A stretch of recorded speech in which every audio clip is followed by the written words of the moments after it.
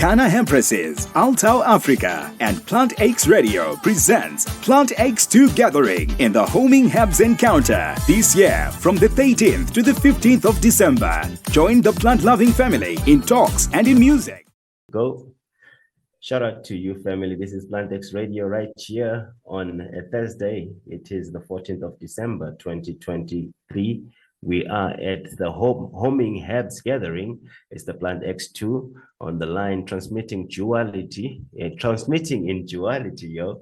We've got a connection right here where we are in sync with Gogo Magwaza. She is here today to talk to us on a whole different tip with regard to the subject of homing herbs, but more so, commuting and communing with plants right through.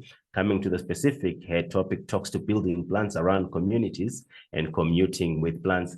Gogo Magwaza, welcome to the set. Welcome to our Zoom. Welcome to PLANTX Radio. Love and light and blessings to you. Awareness. Greetings to everybody. Gogo Magwaza in the house. How are you all doing? Love and light. Salute, Gogo. We give thanks for life. Giving thanks to Rozan Pokokonabukul.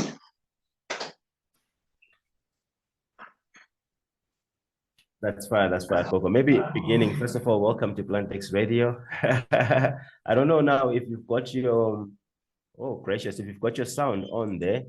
I'm seemingly almost hearing myself. So maybe in the procedure of radio, like how we normally do it, I'll ask you to mute when I'm talking, and then I'll also seemingly do the same when you are talking, so that we don't have feedback over the mics. In the moment, I can actually almost doubly hear you, but thank you so much for joining us right here on Thursday at Homing Herbs, digitally right through, bringing it to life. Gogo Magwaza is an amazing Gogo. She comes through officially as Renata Reck. She is in the moment running some amazing tourism operations, but she has a history where she has rolled out villages around plants. She is a Sangoma as well in her own right, a Gogo. Maybe without putting words in your own mouth, Gogo, if you could elaborate even to our listeners and our guests today, who you are in essence and your journey in particular on a personal level, before we expand even to the narrative that is your topic today about communing with plants and talking to plants and building communities around plants. Love and light, Gogo. Togoza.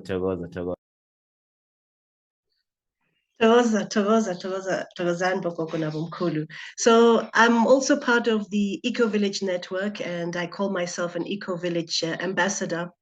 And with this comes a lot of responsibilities and also a lot of wishes, which we are all, I think, a part of around the world. Whether you are an independent person sitting in a school somewhere, in an office, in a high rise, or even in a village, we all would love to be part of the Eco Village Network.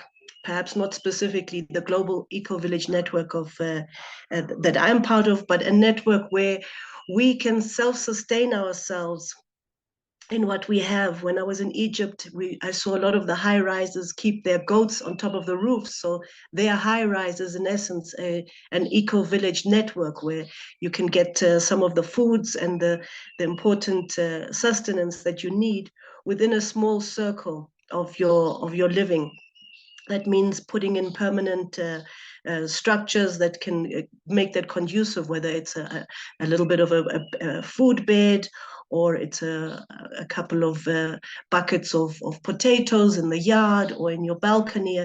All these things count towards your eco-village network, as much as also being a part of the community that assists each other, be it with education, looking after the elders, looking after each other's properties. So these are the forward thinking, and also the remembrance of how we used to live as ancestors in the past, regardless of which part of the world. So we're trying to get back to that, and that is kind of my passion, and that is part of also my journey as a Sangoma. Love and light to you.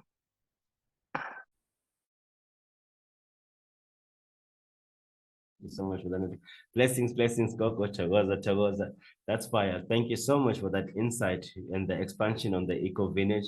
Yesterday we had an amazing discussion right here at PLANTX Radio in the opening sessions. We had Uputi Unongo, Ubabunongo, as well as Sister Rosane, who communicated with us around the essence of having an all-inclusive approach with regard to embracing communities around the plant that is cannabis. You are today talking to us about a whole village that is building its essence, not just around a plant singularly, but around the whole encompassing. You're mentioning goats, you're mentioning potatoes, you're mentioning almost something that mirrors what would be permaculture in narration and in classification, coming to that expansion, even in this moment, with indication, of the primary ethos that is our top topic, talking to commuting with plants. We do know that you were our teacher right here on PLANTX Radio, even through the month of September, where you spoke through the month of October, right? September, sorry, where you spoke to us even in excess about the different October, where you spoke to us about different plants, and maybe coming to your specific journey with regards to your communing and your connection with plants. If you may then expand on that and bring us to the moment as to where you are with regard to your love for the bamboo and maybe for the cold black drink narrated as coffee. Love and light, Gogo, Chawas. Tawaza DJ Samurai. Yes, so I go way back with permaculture. Permaculture it's just another recently invented word of describing how we can live permanently in our culture of sustaining ourselves. So a more of a permanent culture that gives lives to the community that we live in. So the Eco Village Network expands that a little bit. My journey began in the Eastern Cape. It began also with learning permaculture in Addo, which is really a dry and unusual area, dry but very, very lush in terms of the soil quality and also the types of plants that are available, but dry is that it has a bit of rainfall, but not very much compared to the rest of the country. It's on the Karoo biosphere edges. So this kind of gives it a bit of a problem. So a lot of the water comes from the rivers, which is always the best way to start off a permaculture or eco-village network, if you have a good source of water and you have a good river. So with this journey, it has taken me, that was back in 2014, 2013, 2014.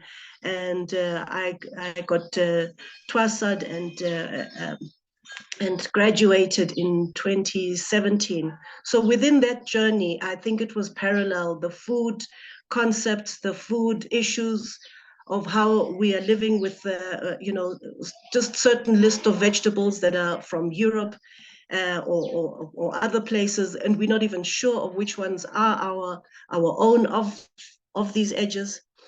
And looking at the medicines at the same time. So I believe my journey has been with community and eco-villages and permaculture all at the same time. And this interest is developed into quite a big passion. And I'm very happy to share it with everybody as well. We give thanks to that, Gogo. We give thanks to that. That's fire, You recently were in Swaziland there.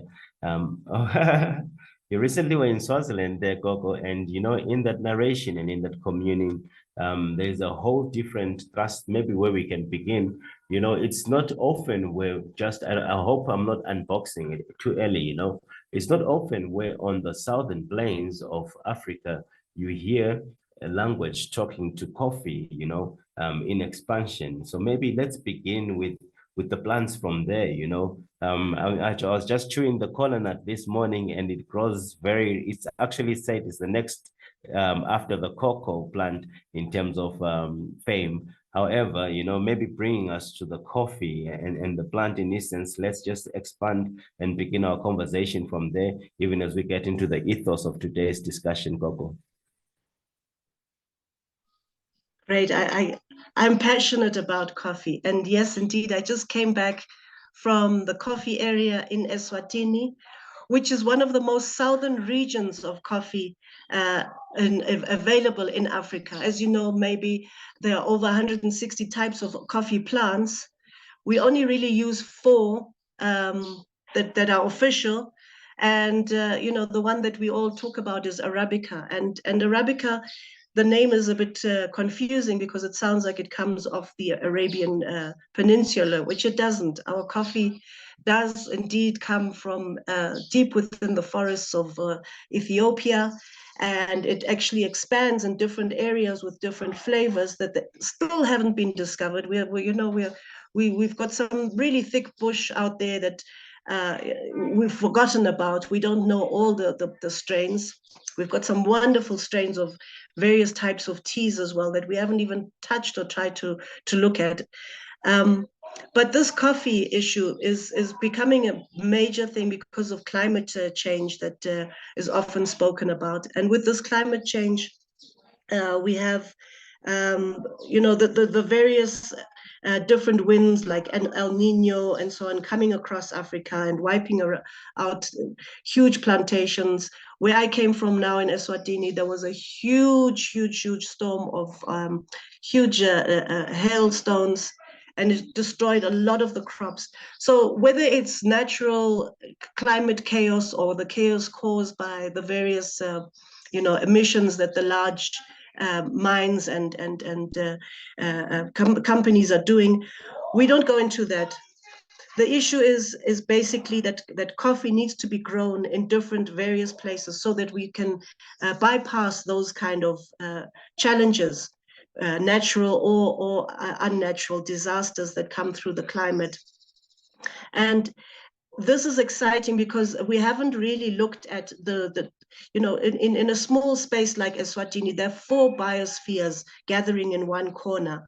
Just like here, where I am right now, Eastern Cape again, there's 7 biospheres gathering in one area. So you will find within a short space of kilometers that different climates will be conducive for coffee and some will not be conducive for coffee. To simplify it, coffee needs a nice spray of water on a high mountain and a certain soil and a certain amount of shade. So these little tricks is what one has to get together to be able to get a good harvest. And of course, the harvest only comes about 3 years after you've planted the coffee. And coffee for a long time has had, sadly, to put it this way, even racial issues, because in places like Kenya, you find a lot of people are superstitious about, oh, my heart will crash and die if I drink a cup of coffee or if I have too much coffee. And these are kind of lies or legends that were said by the original, jealous farmers who didn't want the share of the crop with the locals. So the only way you try and get a huge crop growing by locals and not touching it is by telling them it will be dangerous for them. So we're still facing these ingrained cultural ideas and strategies from some of the greedy ancestors that might have started these coffees. But we are trying to wander into a different community style living. And within these communities, there've got to be enough of each type of product that we might need in that community. And a big one, obviously, is the coffee. We can't do without coffee. But however, the coffee that we drink in general is a watered down roast mixed with a lot of what do you call chicory, which isn't necessarily a bad thing. We could also be growing chicory and mixing it with our own coffee. But these tricks and challenges we don't talk about enough within our communities and amongst each other. It's a highly specialized area where just a few know exactly what type of coffees they want. And when you have the specialized coffees out in the Western world and even in the Asian world, they'll be telling you about single origin coffee and nobody else knows where it's from. In other words, still treating Africa like it's a secretive place where you only get secret coffee from secret places. So my thing is to share that these coffees are not so difficult. They're not so difficult to share. The only thing that is perhaps causing competition or stress across the borders is the limitations that perhaps the different governments put on where the coffee is stored and how and when it's taken out of the country, at what amounts and things like that.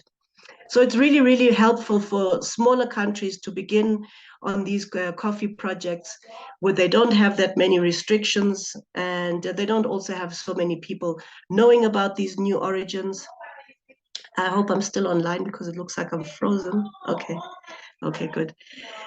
And with that, of course, we need to have the permaculture ideals, especially with something like coffee. You'll find coffee works much better when it has a bigger plant growing next to it, maybe a moringa to give it some shade, maybe some banana to keep the water from running away too much. These kind of suggestions will come out in the permaculture studies and organic studies.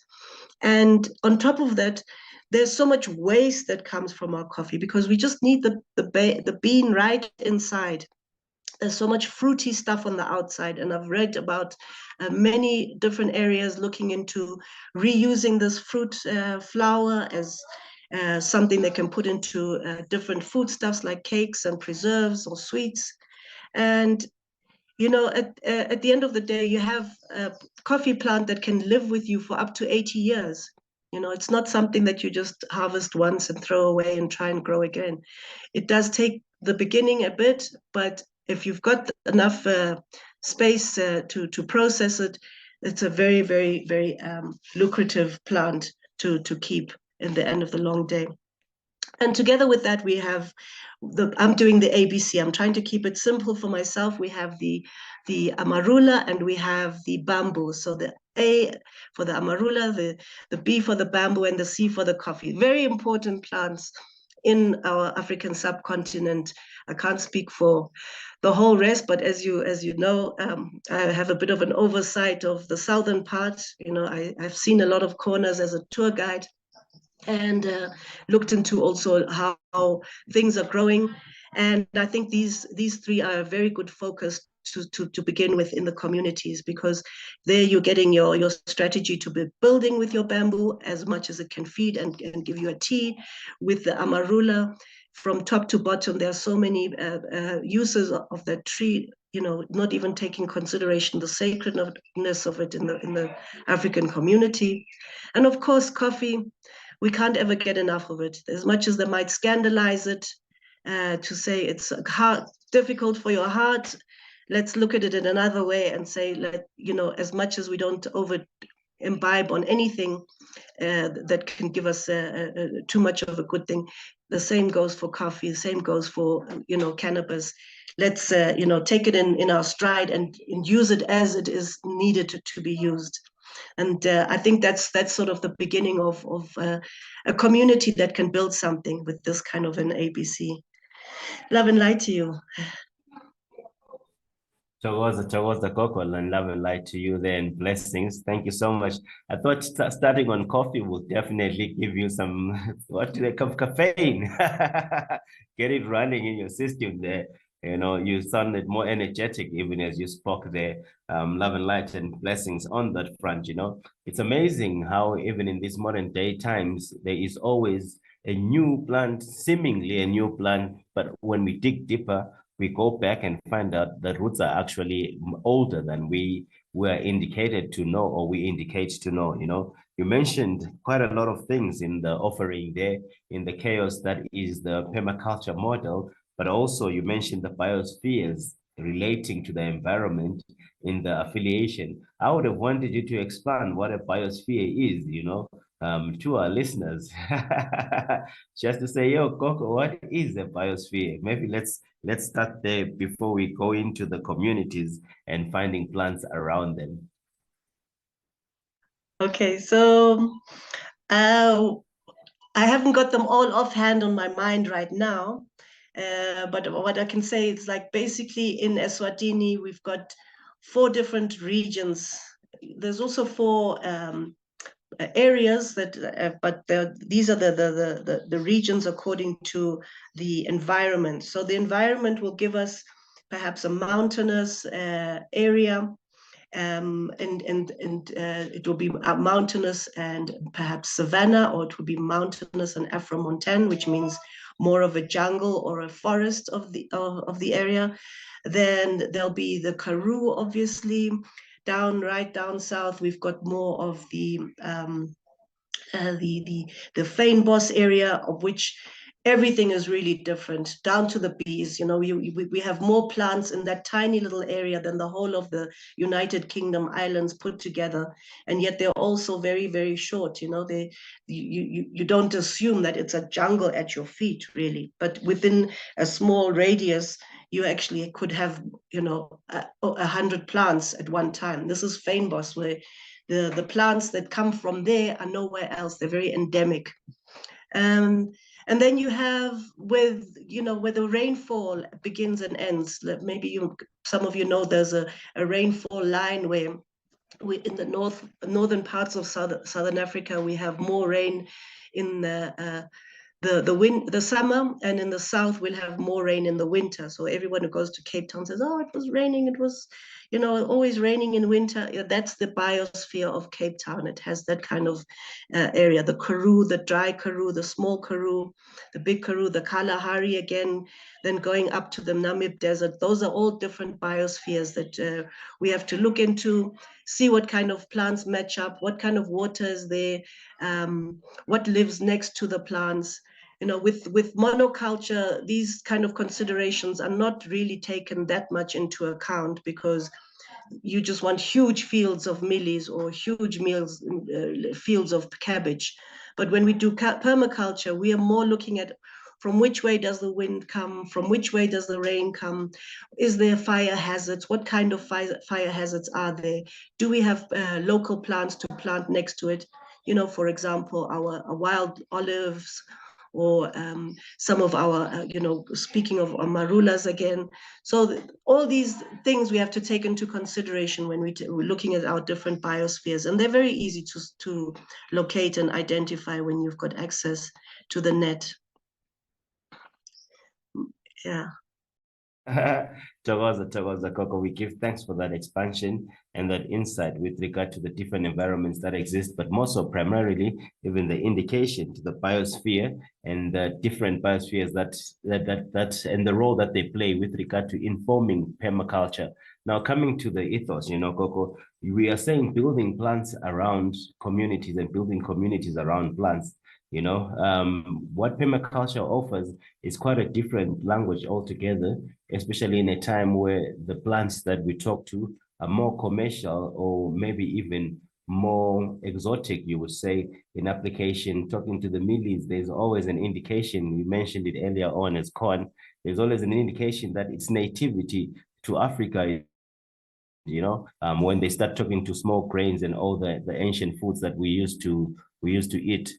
You earlier on brought a point when you're starting the conversation where you said there's always seemingly a new move going forward, and yet that new move going forward is always going back, reaching for the old, in the roots of which the programs in the plant participation, that have been and had been rolled. Coming to that and building communities in the modern day times, I know you've been part of a Marula homing project, Umkanu. You've been part of a project like that specialized on that, and a whole community was built around that in terms of unlocking even the economic attributes that existed in the plant. I was having a conversation yesterday with one of our guests for tomorrow, and part of the indication was a reminder that in April this year, right here in the province of Mpumalanga, in South Africa, we had a gala or a gathering that was held under Marijuana and Marula, so maybe talking to that, Amakano, Insangu and Amakano, yeah, that was the April exhibition. It was a private one, yeah, it happened in April here in Mpumalanga. So now talking to that, Gogo, building communities and around plants and ensuring that the plants that are native to that community benefit the community. I mean, I just told you this morning I was chewing a kola nut that grows in West Africa, and I have it right here in the southern plains of Africa. I'm wondering if the child who picked it, actually benefited from the 5 rand I exchanged and how much they got for that from that 5 rand. So talking to that whole ethos and building communities around plants, please do expand as to your experience, your expectations, and maybe what you would put forward as a model for unlocking such opportunities for communities. Towards Gogo. Togoza. Yes, I am so in love with amarula. Every time you look at it, it's got another purpose. It's got another reason for its existence in your community. When you drive through Limpopo, for example, you can see how much respect they give that tree, and that they'll clear an entire field but leave the amarulas in the field and even on the side of the roads. So, and looking at Mpumalanga, for example, many families who've now perhaps moved their homestead closer to the main road because of walking distances, or nobody has a car within that homestead. So sometimes the whole homestead will be a little distance away from where it was originally put, but the original trees and the amarulas will still be part of the homestead even after they've left. So the people of the same said homestead will have rights over their trees still.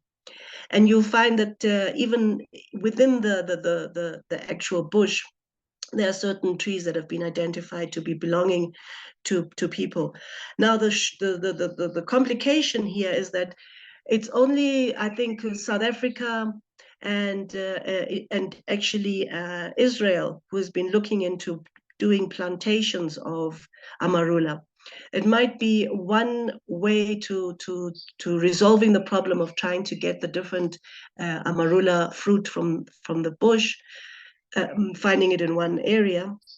However, I think there's got to be a bit of a more movement of the amarula tree being planted, auspiciously, with sacredness and with consciousness into each person's yard. Whoever is going to start up a new homestead, a new community, that one of the foundation trees should be the amarula. And obviously the amarula can never come alone, because the amarula comes with male and female.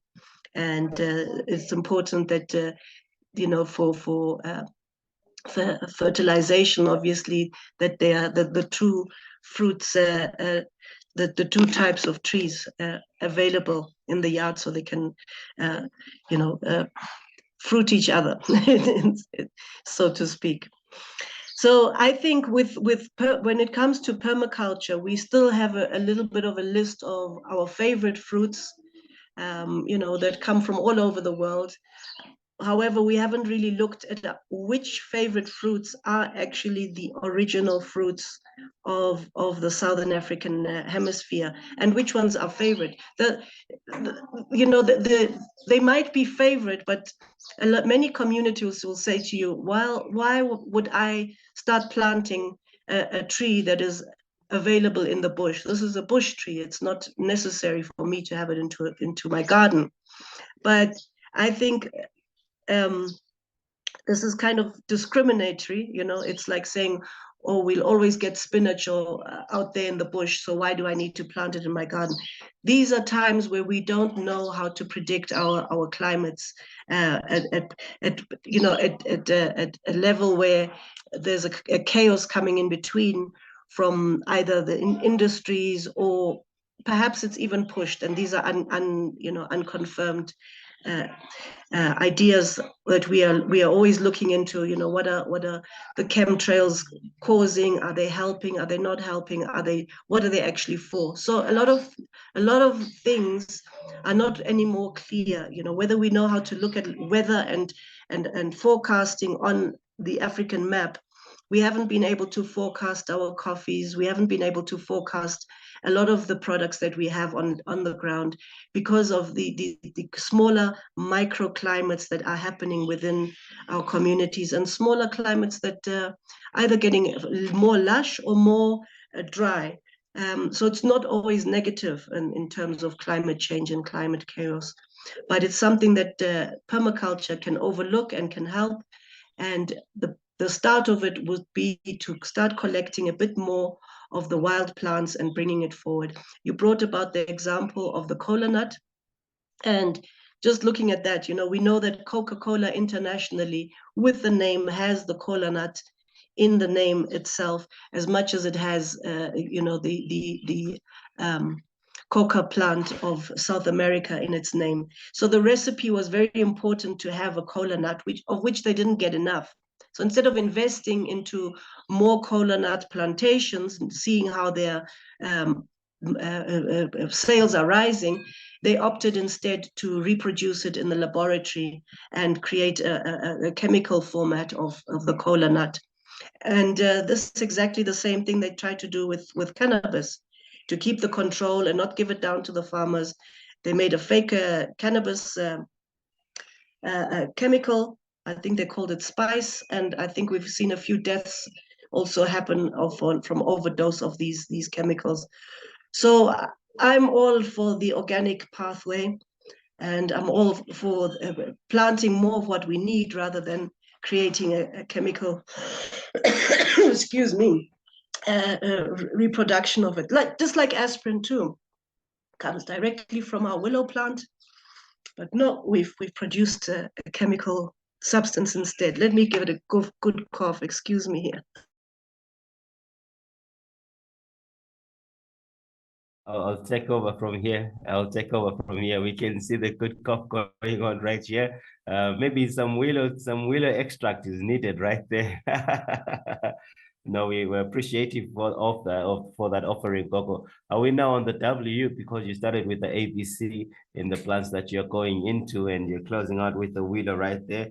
But talking to building plants around communities and the permaculture models, even in the present times, you did put to mind that why people question when you consider homing a plant that naturally grows, that indigenously grows out there, on its own. And in the aspect of overcoming that challenge, we now have even plants that are on the red list, yet they are very indigenous to this land. We heard yesterday Ukoko Lusimtembo put forward a point where she indicated that where the Mall of Africa is placed today was a locality for a certain and a specific plant that could only be found in that area.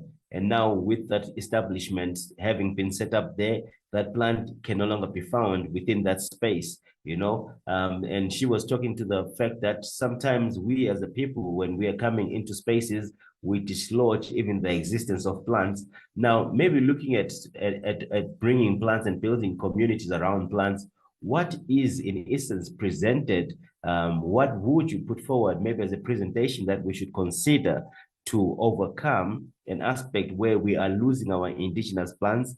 And how can we encourage even the people in general to begin to home indigenous herbs and bring them even closer to their places of existence, instead of taking over and wiping them and ensuring there's no plant in the whole yard? Look, with most huge, give thanks for that. That's very, very good point. And it strikes at the heart of the matter. Like with every huge construction, they should be having an environmental study, and the feasibility study will not only look at the plants in the area, but also perhaps an endemic butterfly, or down to the insects and so on. But how deep do they actually go, and how easy is it to pay somebody to just get the okay and go ahead? And how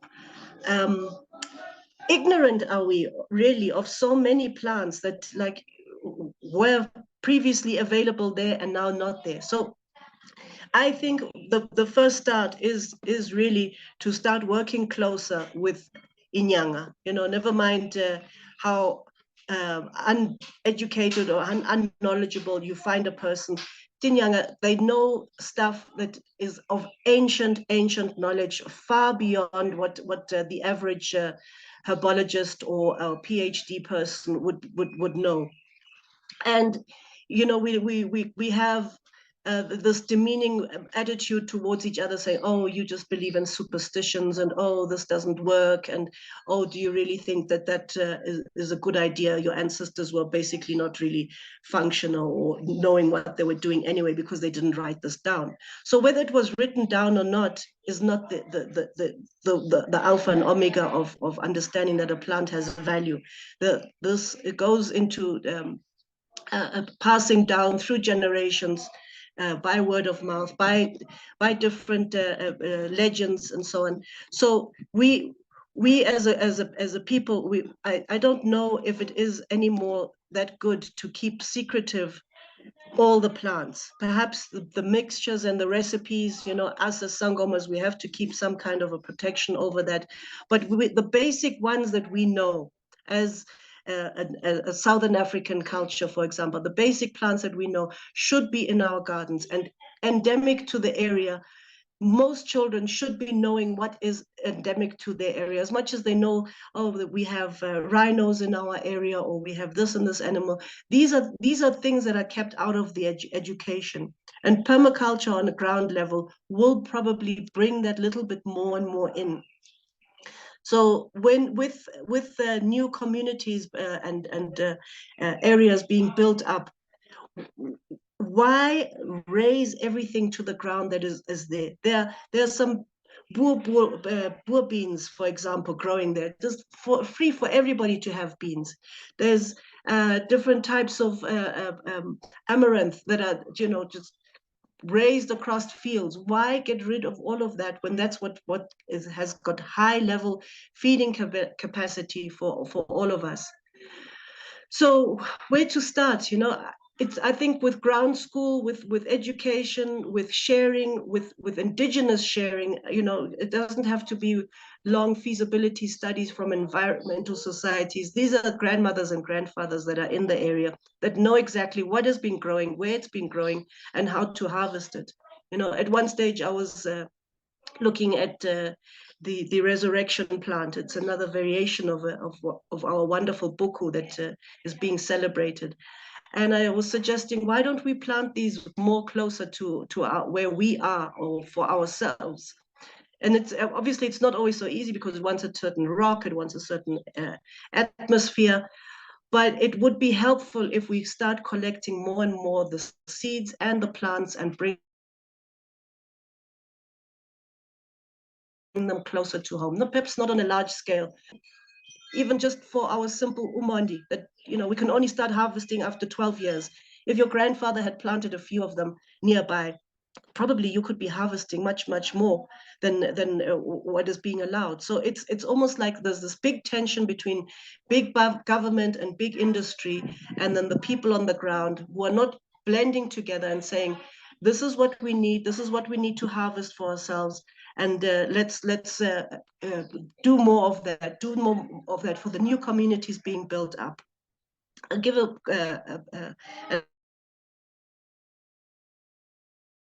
an example. When they had COP27, a huge area in the desert that doesn't really have plants. Most of the plants that they collect either from South Africa or some other dry places. But being a food-focused summit and a climate-focused summit, the amount of space that they gave to suggest how much plant can be grown for the public was minuscule. There was a suggestion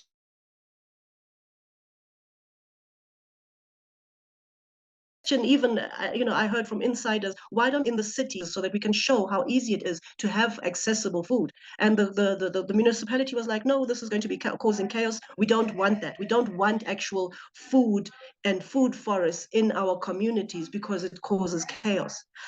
My question in return is, how can it cause chaos when there's an abundance of food? I've seen European countries where there's apples falling off the branches. Nobody's bothering to take it off. And even driving through Swaziland now, huge mango trees, meters high. Nobody's taking them down. Avocado trees, huge. Now imagine we have that in our cities instead of just like the average non-food or veg offering plant. Are you still with me? Yes, I'm with you. Yes, I'm with you. Okay. I just closed the video a short while. Yeah, I want to get some water, so it's labeled. Yeah, and I'll make another example. For instance, Umkanyagute, the fever tree. We love that tree because it grows so quickly. It's so shiny at night. We can see it from far. It's got a lot of history. However, instead of working with people who need the bark, there's always this big fight against, oh, look, they've ring barked our tree again and it's been taken down in this area and that area. So the cities are putting up trees that we need, but are not allowing us to harvest what we need off that tree. You know, so these kind of disconnects. They're recognizable not just in the plant and the food area, but also when it comes to uh, the way we're building our highways, the way we're building our walkways. We're not considering the people that are walking or bicycling or taking their donkey down the road anymore. We just put up razor wires and we forget about the bridges and we forget about the connectivity. And this has to be really looked into. What trees are there that are good for us in the municipality, in the areas that we can use with whatever disaster or climate change strikes, and then look at also how do we beautify and make the pathways to these kind of areas. I have a lot of suggestions and the list is long. Mabukanyi, Gogo. Togoza. We give thanks for that. We give thanks for that offering. Very wide and dynamic in its essence. Thank you so much. I remember even here out in Nelspruit when there was the tree that caused some chaos when the info was coming into space there. So it's good to see sometimes the community does stand and protect even trees that have stood across the timelines of existence. With that consideration, Gogo, you did mention the whole essence with regard to the shifting and the alteration of the organic, where you indicated that at one time there was even now in existence, there is still spice, which is what you'd call maybe synthetic weed in the order of knolling the the organic, and every now and then when they modify it, it will show up with the null terminology right after marijuana without mentioning anything in essence or any strain in essence. You did indicate primarily that there is a need for a connection between the what you'd call maybe the policy enforcers or the rehabilitators who would be considered when putting up structures like construction work in the line of the Mall of Africa, you would say, bringing to reference even that case study that came to the fore, even in reference yesterday. Now, coming to that awareness, there has been a lot of environmental movement around ensuring that there is an indigenous return even of our crop, on so many fronts. We did mention in the beginning of the conversation, the marula plant. We do know there was some activity around the baobab tree in essence. We were talking about the cannabis yesterday, and we mentioned even the indigenous roots with regard to the affiliations there too. So many indigenous terms are seemingly returning or coming to the fore when one considers homing plants. What is it that really is there in essence? Is it that we should maybe focus on indigenous with regard to the biosphere communication in that time, or we can as well introduce other plants when we are building communities around plants that are not necessarily indigenous? Togoza, Gogo. Togoza. Yes, indeed. Look, I mean, we can't say a whole continent and then the plant is indigenous, because every corner of the continent is another indigenous area of its sort, and there are endemic corners that we might not have on this side of the continent while they're on the other side of the continent. So it can get pretty technical. What is important is what are the habits of the people of the area and what have been the cultural ways of that area. So I don't say that we must keep apples away because it's a Mediterranean product. We love apples, so obviously bring it closer to where our homes and our farms are. But let's not wait for the huge monoculture system to be happening for us to get the apple shipped to us. Then it comes to our different vegetables. For example, the Nama melon. When you say it's an original African melon, and it's endemic to a lot of the west and southwest eastern parts of southern Africa, we forget that it's actually the ancestor, the grandfather of the watermelon. So is the watermelon an indigenous plant now, or is it, how far has it gone? But we need our different pumpkins, for example, that came from these areas. Nowadays, we can't even shop it anymore. It's not available. They're sending it all over to Europe because it gets a much better price, and we don't get our local pumpkins. So I think when it comes to controlled areas, yes, we must plant whatever we can that is helping us, whether it regards to medicine, whether it's regards to food, or even to grow what we need. But when you look at the huge, I call them green deserts, the huge green deserts of Mpumalanga and Eswatini, they call it even the fourth largest man-made forest. And these are all just monoplants of either eucalyptus or that pine, the black pine that we have. And they even started with the wattle that time, and it took over. Those were not controlled. So when it comes to uncontrolled wild planting, yes, there should be obviously a restriction.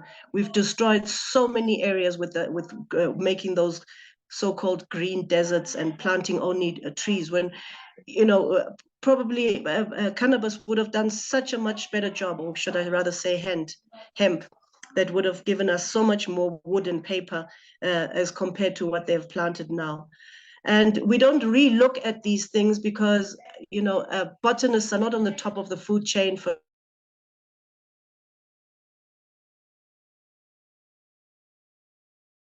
first of all, and environmental lifesavers and angels of the community. And when it comes to the globalists and the elite, they just see the bottom line and they want their millions, and they're not really interested in the communities and the food that gets fed there. So I would suggest that with those kind of problematic areas,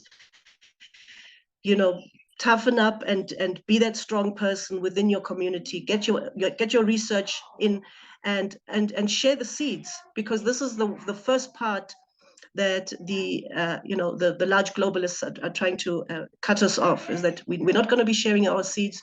We're not going to be sharing our harvest. We're not going to be sharing our overabundance of our milk or our cheeses, because the control levels will just get so and so much more deeper under the guise of like we're protecting our community against illness or sicknesses or E. coli or whatever. But I think it's the other way around. I think the more that there's control and bottleneck of our harvests and our sharing, the more we're losing touch with our health and our our ability to feed each other and ourselves. Yeah. Makukhanye gogo.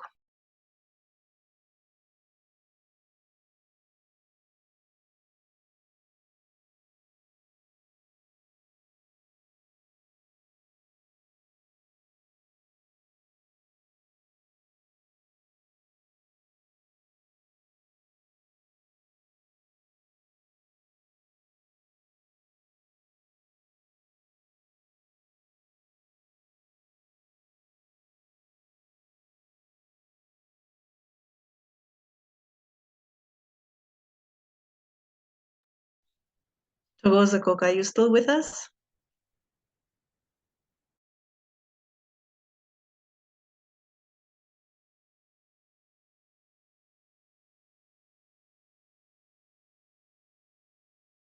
My line died down. Our line died down here, but we're back on the line. Gogo, Thokoza. I hope I didn't get lost in the middle of a sentence. Yeah, no, I lost you when you're expanding on green deserts. But which is quite dynamic. It's amazing how these green deserts are also built on sacred land. You look at the Yeah. belts. There was an ethos that was also put forward that we do see all these plants coming in on this belt, especially when you look at the cane and the sugar on the KZN belt. There is an indication that even that crop in introduction was replacing what would have been an indigenous hemp grow, just taking over that whole valley and that whole seaside in that area. However, with Essence Gogo going into the narrative here, we did indicate that earlier on, yes, we must bring in even plants that are not necessarily indigenous so that we can find the balance and create even sustenance around the cultures that we have grown to know and to be aware of. You said the habits of the people are what should inform even the homing of the plants that are particular even in that time. And maybe talking to that, Gogo, talking to the habits of the people. In the present time, the habits of the people are to destroy the earth. How do we then reconnect ourselves and find even habits that rehabilitate the environment? And we are found even in an essence that is almost in balance with the rest of the biosphere, you would say. Yeah, yeah.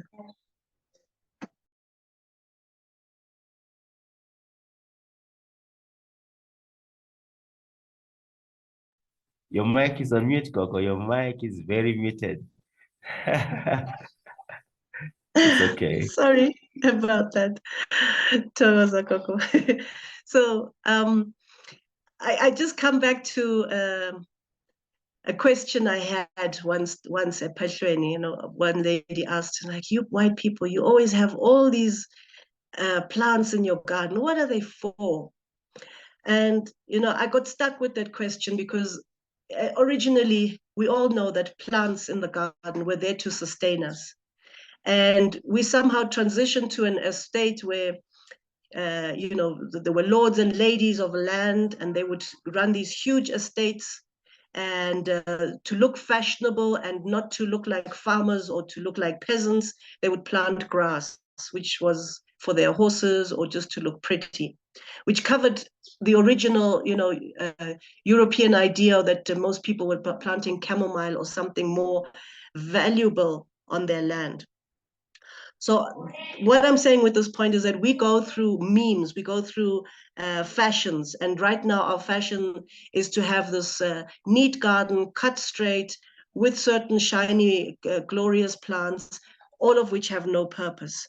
And when it comes to permaculture, if we can instill these permaculture ideas to be more of a meme and a fashionable thing amongst each other, whether it would be a community having a public food garden for everybody in their village. A lot of them are doing that right now, but what about making it a standard for even the suburbs? That you can go to a suburb and find food gardens available for the community. When Europe went into war, they had this Victoria Gardens, and I think that the main continent of Europe was planting these tiny gardens, so anybody who had an apartment could get this tiny garden where they would put their cabbages and their foods in a small space. What about being able to give each other gifts on when you have a new property, that here are your vegetable seed packs, this is your, make it a meme, make it a fashionable to be able to be growing food instead of giving gifts of shop things. Give gifts of organic stuff like a pot plant or a packet of seeds that you've saved of your favorite uncle's millet. If we're sharing with these things from ground up within our communities, like even when you've had a good packet of weed and these seeds are really good, collect all of them and give it to somebody who knows what to do with it. If you're not going to be doing anything, we chuck these things out to the pigeons, and we're like, oh, this is good weed, but we don't save those seeds. When it comes to gifting each other on weddings, why don't we plant more trees on such weddings, for like, this is going to be your harvest when your kids are big, as soon as your 12-year marriage is is passed, you're going to have the best harvest of formal parties. These are all things that we've lost, and I think that we lost them from the wars that we had, because we were reorganized and pushed into certain smaller communities and smaller edges of the society. And those things that people did in the actual rural areas were not looked at as being special or good. You know, anything that is city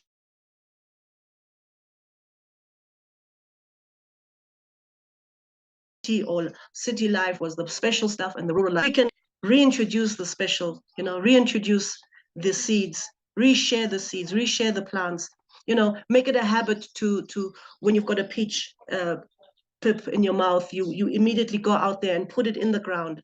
Bless it. If it grows, it grows. If it doesn't, it doesn't. But we're just throwing all our avocado seeds away when we could be having avocado plantations taking over, like promenades. You know, maybe not so good for being close to cars, as they can land and bump it a bit. But other trees will be really, really good for us, that are both edible and plantable. You get these guerrilla gardeners in some of the big inner cities nowadays. They're planting in areas that they've never been planted food before. And it's happiness. There's spinach, there's amaranth, there's fruit, there's flowers, there's herbs. So I'm just, I hope that I can motivate, you know, at least my close community, my society, and say, let's grow each other's things more. And let's share each other's seeds more. And maybe we can get somewhere with that. You're looking funky in your sunglasses there, TJ. Chawoza Gogo, I'm filtering the blue light. So many screens right here, you know. So it gets to be heavy on the blue light, man. So just getting some sensitivity. You just see the eyes on their own, just trying to, you know. I normally have a low gaze, but not going into that. Thank you for that compliment. Gogo, you indicate that in our culture, in the present times, we are now at a point where we are planting plants with no purpose in our yards. You know, one wonders if it's the absence of the purpose in the plants, or the absence of the knowledge in the beings that are living around those plants, you know.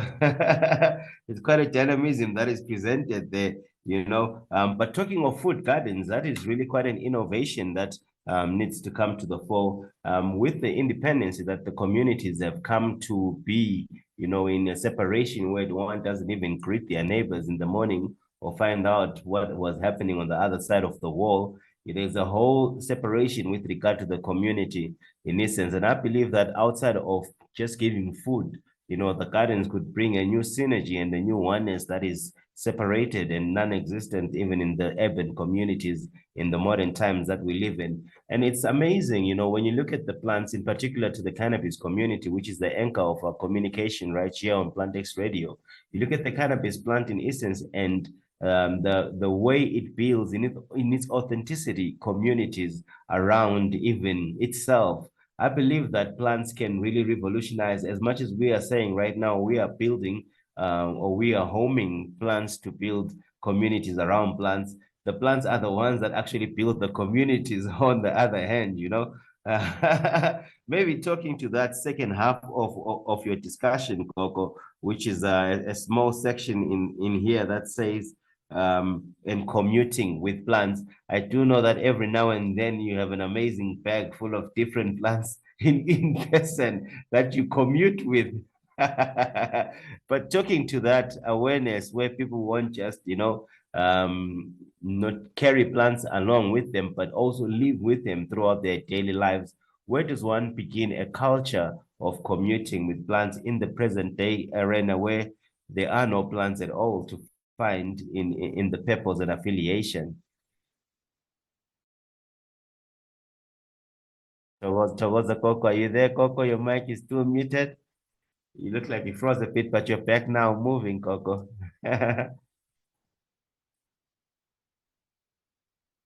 That's all right. We are on the line here. We are in discussion with Gogo Magwaza, Renata, Reck. Not dawned. We are in the consistent communication, and in continuation, the narrations are talking to communing with bringing plants around communities and commuting with plants.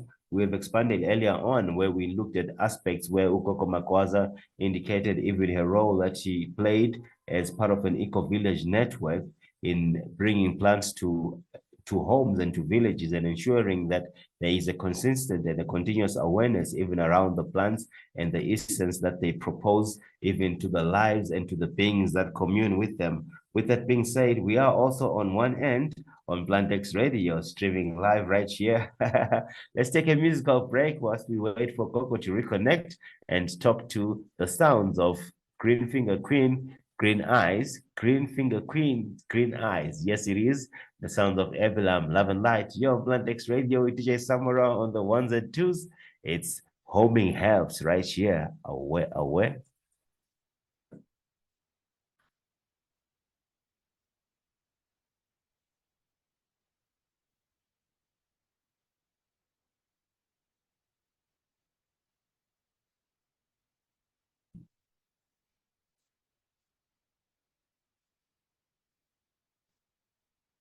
Togoza, are you there? You can unmute. We are on PLANTX Radio. We're taking a musical break on PLANTX Radio, something you know very well. Togoza, I'm back. I hope you can hear me. I can hear you loud and clear, Gogo. I can hear you loud and clear, Gogo. And I've lost the thread a bit, but if you're going to put the music, maybe we can get the thread back. Yeah, the essence was really speaking to plants, and then when speaking to plants, it was an ideology where we are the ones that are indicating that we build communities around plants, and yet plants in their own essence build communities, you know. And then in the expansion of that, we're looking at food gardens coming into the present affairs, even in the narrative where we are here as the people. And considering that these food gardens would maybe bring a synergy that is no longer existing in the urban communities, where there is a connection between one and the other in the neighbors, you know, looking over each other's wall, maybe we could meet finally in the garden, which would be a food garden that would facilitate even our not just stomach well-being, but even our social well-being as a community. So we're looking at the social ills that are present in the communities, and then talking to the commuting with plants, where we then indicated that you in so many spaces always have in motion maybe ashwagandha or some herb that you're chewing on in one space or another. And with that awareness, in whilst we're physically talking to you, commuting with plants in person, there is a culture that comes through in terms of living a lifestyle of plants. We were indicating also that in the same narrative, in the present times where we live, there is a separation and a disconnect between the plants and we as a people. How can one begin to then mirror and develop a culture where they commune with the plants in essence? Towards a Gogo. Togoza. Yes, indeed. And when you're commuting, I mean, I'm looking at traveling and being in different spaces. You know, we don't stay in the same piece of land that we always grew up with. You know, whether there's a big family or there's a job involved or you get married, we'd move to different spaces, and we still want the foods that we originally had and the medicines. And this kind of sharing is important. However, when you go also to different areas, you will still find the different medicinal plants are not always available in other areas. So we've got to share each other's things. Taking example for ashwagandha, it's very much an African plant, but it's also an Indian plant. Moringa is an African plant, but it's also more cultivated in India.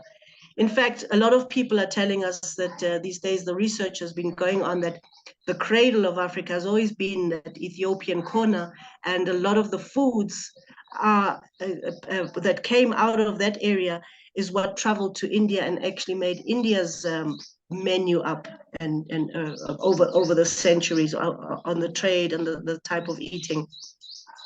So I think, you know, the first start would be the sharing of seeds.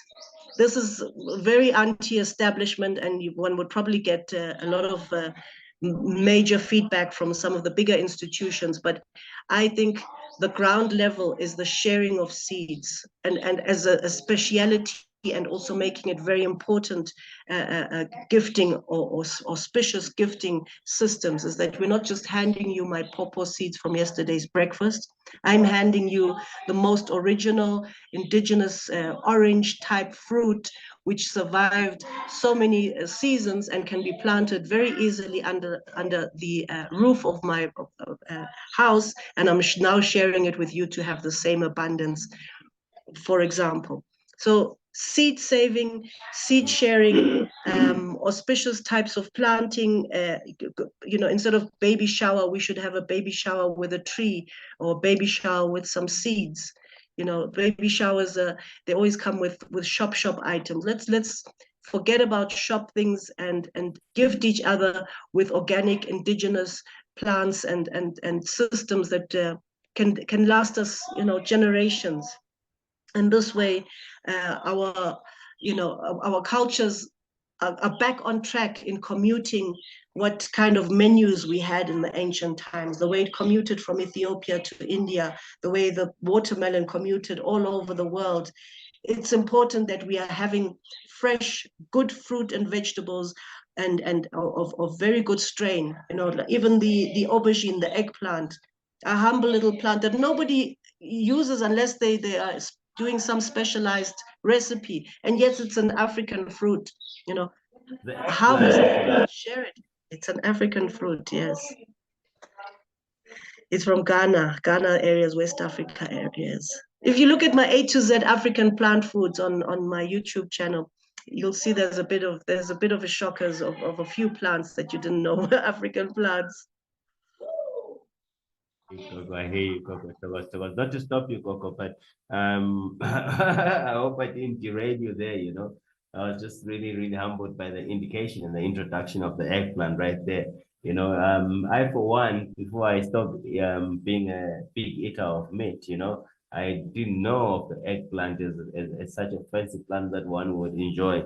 Now, but you bringing into awareness the information that you're sharing is very humbling. Thank you so much for the insight that you're giving us right here, even in discussion and in continuation, but also putting forward that there is a need for us to continue to share and to exchange even our seeds and our different cultures. There is a present seed war, and there is an indication, even in acknowledgement, how much of a technology the seeds are in essence, and talking to the technology that they bring, there is also a war to ensure that we are no longer a seeded people in terms of food. I for one have a brother who finds himself on the other side of the coast in Europe, and in indication he was wondering and stammering about the last time he saw seeded grapes.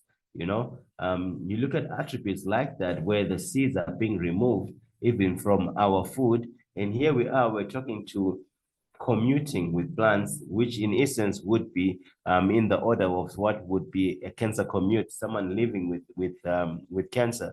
Commuting with plants would talk to everyday life of living around plants and building your essence and your ethos around plants. Looking at the separation that is being presented in terms of isolating us from the seeds, which are the core of formulation when it comes to building lifestyles around plants. How in the present times do we maneuver even that arena, Gogo? Chogoza.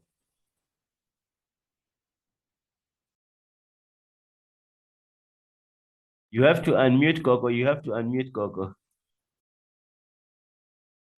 There we go. It just like clicks and goes back. I mean, it's a deep story. How do we get into that? I gave a few suggestions, and that we bring it back to our culture. We bring it back to, it's a thing to share with your girlfriend some seeds that you had from last week. It's a thing to actually take the watermelon with a lot of seeds and scatter it all over the garden to see where it grows best. If we can return to making that a bit louder, that it's an honorable thing to do, to be able to share the seeds, and also to give the alternatives. There's so many people that are addicted to, for instance, grandpa or painkillers. Why can't we advise them about more turmeric in their food, or to have more, you know, of the willow, or even our cancer bush as a specific tea. Going through the country, we'll find little stands of dried herbs that people are selling with a little label on it and saying that, you know, this is from the area, and this is umhlonyane, or this is cancer bush, or whatever. They're put in a very expensive mode. Why don't we share that a bit more from our own trees? I have a friend who's got a huge bay leaf tree, and she's keeping it to herself. She's not sharing it. We need to share those trees. The moringa can feed you spinach for the rest of your life, you know, and the whatever animals you have. It's a tree of spinach, you know. It's not just an everyday thing. So why don't we make more sharing of moringa trees between our poorer communities and our poorer friends who are saying, you know, don't you have some money to borrow me? What about here's a little tree of moringa, and sustaining us from there, you know? These are the little suggestions that we have. Or even, you know, the way they did when there was the prohibition in America. Everybody down the street was basically brewing some kind of beer because of this prohibition. Now, since we don't have prohibition anymore in Southern Africa, why don't we all grow a little bit of weed, whether we smoke it or not, in our little homes, in our spare garden, in our spare room that we're not using, or in the roof, and share it with our friends? It's an extra pocket money. I'm sorry, I'm putting out big suggestions out there that, you know, the establishment will hate me for. But these are the little things that are important for each other, whether it's for health reasons, it's for granny's Alzheimer's, or her aches and pains. You know, people are looking at weed or ganja as something that the dirty guys at the corners do when they have an off day and they have time to smoke. But this is not what weed is about. Weed is about every other plant that is not useful in the garden, or is useful in the garden, and is just not being put in the right perspective of what we should be using it for. You know, when I gave my brother that suggestion of, you know, you've got so many aches and pains, and all you do is go and buy that expensive bottle from town. Why don't you try this mixture? It's only coconut and cannabis, but it will fix you instantly. He's like, you're talking rubbish. You're going crazy. You smoke too much, and it's made you mad. And when he used it, it was cleared. It was gone. He never went back to that store-bought medicine ever again, because he knew it was available. He knew from where it was available and what the good intention was behind it. And I think that's just what we have got to push more good intention, push more sharing, and push more that we're utilizing those little corners in our gardens for the right kind of plants. You know, let it overgrow with a little bit of eggplant, or with a bit of potatoes, or let it overgrow and forget the sweet potato. But when you need it, you can eat the sweet potato leaves and the plant, and nobody's ever tried to look after it. And it's probably worth maybe $500 what you have there after a few months. You will never be poor again. But these are the kind of ideas that we should be sparking within each other, you know, whether it's put on a t-shirt, I plant a potato today, or something. Let us share that kind of food. I've been hearing very good things from Zimbabwe, how, for instance, the Livingston potato, because Livingston was one who told the rest of the world that there's this really sharp potato in Zimbabwe that people are eating. It's a mint type plant, but the mint leaves are not used. It just has the same kind of leaf, and it grows in long tubular. And that was the original African potato. In Zimbabwe, they're growing it in sacks in their backyards and selling it to their friends of the neighborhood. These are the kind of things that we shouldn't be doing when we get to starvation mode. We should start be doing them now, you know, have those sacks full in your backyard and plant those kind of potatoes and fruits and vegetables and whatever you can get hold of, and share it with your community. It will be well worth it. I hope that sparks some kind of movement within everybody. But if anybody is on that movement already, call me in. I'm very happy to support and bring in my 5 cents. towards the Coco, love and light to that humbleness in the offering, even the extension. You are indicating that you're ready to share with anybody who's already out there on the pathway. Love and light with those references and talking to the sharing that is really an absent feature in our present day culture, where sharing is an indication of caring in affiliation and in terminology. But in practice, we are actually doing a whole different attribute right here on these planes. We give thanks for sharing your time, Gogo. We give thanks for sharing your wisdom. We give thanks for sharing your insight and your expertise with regard to the plants as you continue to commune with plants, as you continue to commute with plants, and as you continue to communicate with plants on both ways, as a plant person. Love and light to you. And maybe in essence, would you be able to put forward your contact details and give us insight as to how the people can reach you, Renata Reck? Sure, I'm really happy to share my details. If I'm even happy to share my number, even though I haven't got my WhatsApp ready. I have a missing phone, so all the setup is coming back again. So you're very welcome to contact me on my number 064 787 5272.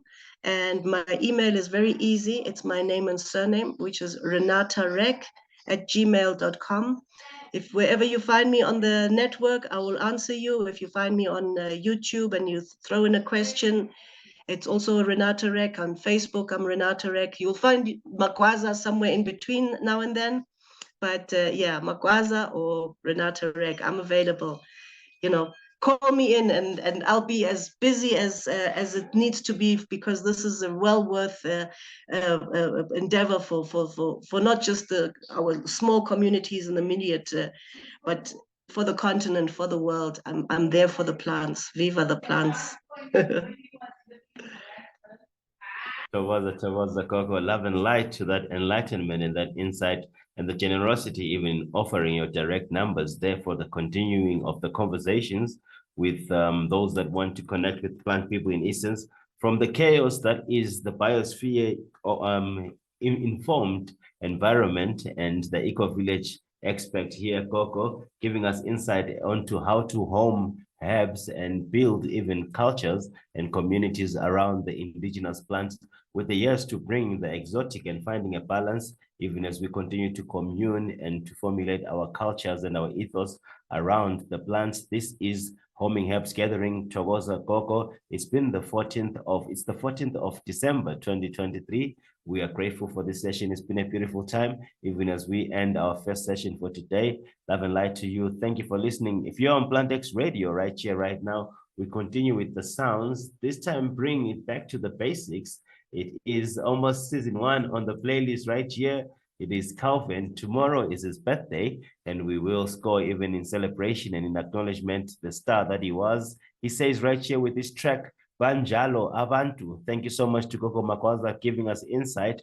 The narrations continue even musically until 12:30, where we'll join in with the elder Mkulu Uperi Silinda, who gives us insight as well as a narration talking to plants on a different dimension in terms of an international and perspective that looks outside the continent of Africa and plants. Banjalo Abantu with Kelvin right here on PLANTX Radio. Away. Thokoza Gogo. Thank you for listening to PLANTX Radio. We'd love to hear your choice of words and songs. Download our app on Google and Apple Play Store to connect with our community.